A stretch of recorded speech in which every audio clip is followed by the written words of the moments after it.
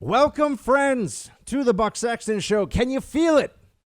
2 weeks, 15 days, Election Day. It is upon us. We've already had tens of millions of people cast their ballots, and we shall have to see how that all shakes out. But it is go time, crunch time. Get ready for it. We got a debate this Thursday, assuming it actually happens, assuming that the Biden campaign doesn't just call a continuous lid, as the journos call it, until Election Day. So we'll talk more about that. But first, it's remarkable. Let's just start with that. It's stunning. When you see what the media has managed just over the last few days, what they have done here. I mean, when you dig into this a little bit, it's so clear. It's exactly as you would have thought. We went from there is no Hunter Biden story with the help of social media platforms like Facebook and Twitter, straight up shutting it down. So there is no Hunter Biden story, to, come on, who wouldn't sell dad's role in foreign policy to the highest bidder? It's no big deal. To then when we saw even more emails, it's Russian disinformation. In less than a week, the intellectual cowardice and ethical corruption of the mainstream media remains absolutely legendary. And with demands to prove the Hunter emails are real, we see many people who are not only changing their reporting standards on a whim, but are happy to sound like idiots if it's helpful to slow the Hunter Biden bad news avalanche. Because, folks, let's be real here. At this point, only a moron actually believes these emails are fake, a moron or a liar. And then, of course, that's somebody who doesn't really believe what they're saying. You can't actually think this is unreal. What, did the Russians sneak into Hunter's bedroom and take photos of him asleep with a crack pipe out? Did the Russians manage to piece all of this together, send it all from their email addresses? It all lines up, the dates, everything. They planted a laptop, and then nobody involved is disavowing this. There's been no public statement of, oh, this isn't true. I can tell you this much. If there were emails out there that were Russian disinformation, that were fake, guess what? The Biden campaign would say these are outright lies. Just like the Trump campaign said about Russian collusion, that it was an outright lie. They said it from day one, and it was. The media ran with that anyway. They didn't care. With the Hunter Biden situation, they're hoping that the media will do the heavy lifting for Joe Biden in the last weeks here of the campaign, and that he won't have to answer any questions, that he won't be forced to address this. Well, that's going to be kind of hard for them, though. We're at least going to make it as difficult for Biden and the Biden camp, the Democrats, as we possibly can, because it's so obvious that these emails are real, that this scandal is real, that no one can really stand up against this in debate. And so that's why we get to the disinformation. Now, here's what they say. There are a lot of people that became overnight experts on social media in disinformatia or disinformatia. I think it's disinformatia, the Russian word for this, right? Because all of a sudden that was the theory used to justify why Donald Trump won. There was disinformation out there, and that was the fake news. You remember that, fake news. And it was disinformation being put on Facebook that led to Trump's victory. That was their whole story. Well, one of the concepts that you have to become familiar with here, and this is true about how the KGB used to do things, is they would take some true and some fake and mix them in together. But these are just standard propaganda tactics. You want to put in 3 truths and a lie so that it seems credible when you get to the lie. Here's the problem with that approach to what we're seeing with Hunter Biden. This is very obvious if you're going to prove it's a lie.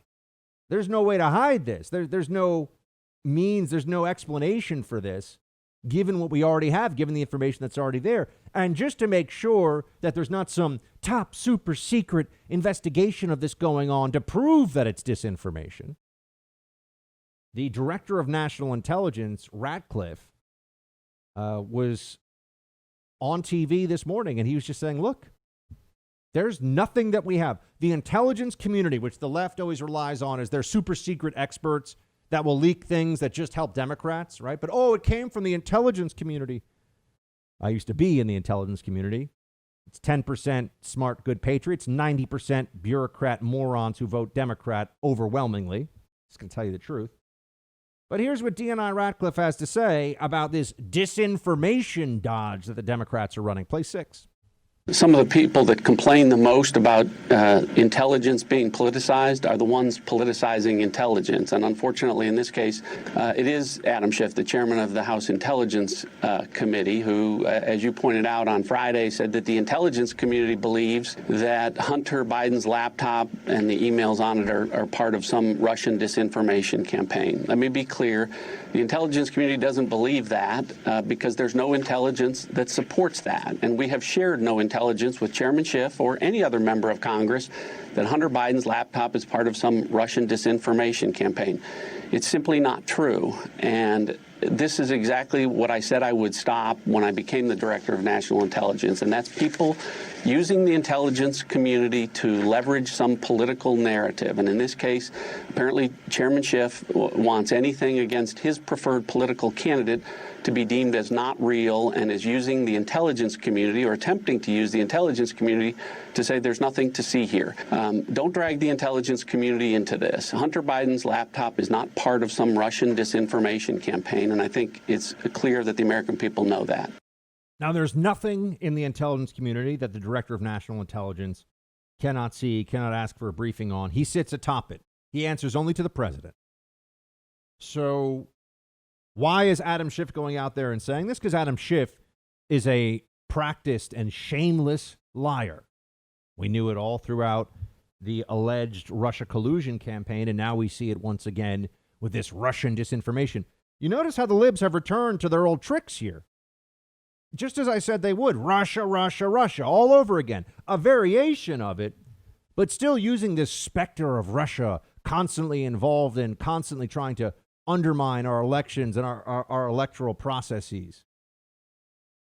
This is baseless, but it was baseless the first time, and it gave the Democrats and the Hillary voters something of a respite from reality, which is what they were looking for, and then they weaponized it. At first, it was just the explanation for why Hillary lost. Oh, it was the Russians. Fine, it doesn't really count. But then in a matter of days, for the general public, I think this was the plan from the left all along. In a matter of days, it turned into, oh, well, now we have to overturn the results of the election because of that Russian disinformation. So the fable that Democrats told themselves so they could sleep at night after Hillary Clinton got crushed by Trump in 2016 became their reality, right? They transformed that perception into something that they could use against the Trump administration. They're trying to do the same thing now.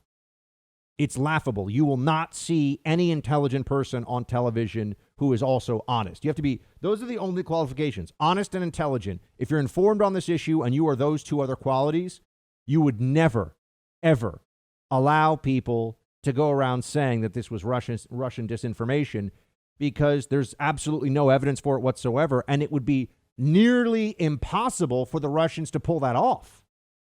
How would that even work? And think about what the blowback would be. Do you know why I knew all along that Russia collusion was a lie? And some of you who have been with me for years now listening to the show, show going on almost 8 years at this point. I think it'll be 8 years this spring. But I looked at what their allegations were, what the Democrats were alleging against President Trump. And I only needed to know two things. One, this collusion to steal the election thing is very unlikely to work. It's a very low probability success and very high risk, right? So you're going to work with the Russians effectively in opposition, if not enemy power, to the United States. You're going to sell yourself to them to win an election, and knowing all along that it's very unlikely they'd even be able to help you win that election. And then you have to just go through 4 years as president, hoping that the American people don't find out you're a traitor because of this, when, as we saw, you could win without the Russians. So it never made sense. The president of the United States told me in the Oval Office the first time I was in a couple of years ago to talk to him, he said, Russia collusion, it's a dumb idea. It doesn't even make sense. And I said, exactly. This is not how you try to, how you try to steal an election? You know how you try to cheat in an election if you really wanted to? You'd make sure that there were no impediments to ballot harvesting and using mail-in ballots in a way that's completely untraceable, and you could just have people who, with a wink and a nod, no, they're just going to go out and collect from people when really they're going to ask everybody, oh, I'll fill it out for you, or, oh, who's ever going to prove this or no? That would be a smart way in select districts and areas where you know it's going to, you don't do it across the whole country. You don't do this in Los Angeles. You don't do this in New York City. But if you're going to cheat, where would you do it? Certain counties in Ohio, certain counties in Florida, certain counties in Michigan, etc. That's how you would actually try to steal an election. Working with the Russians to do an oppo dump of DNC emails that the DNC emails didn't even do anything. It just showed that they were, screwing over Bernie, and we all knew that Bernie was getting the rough stuff from the DNC, so who cares?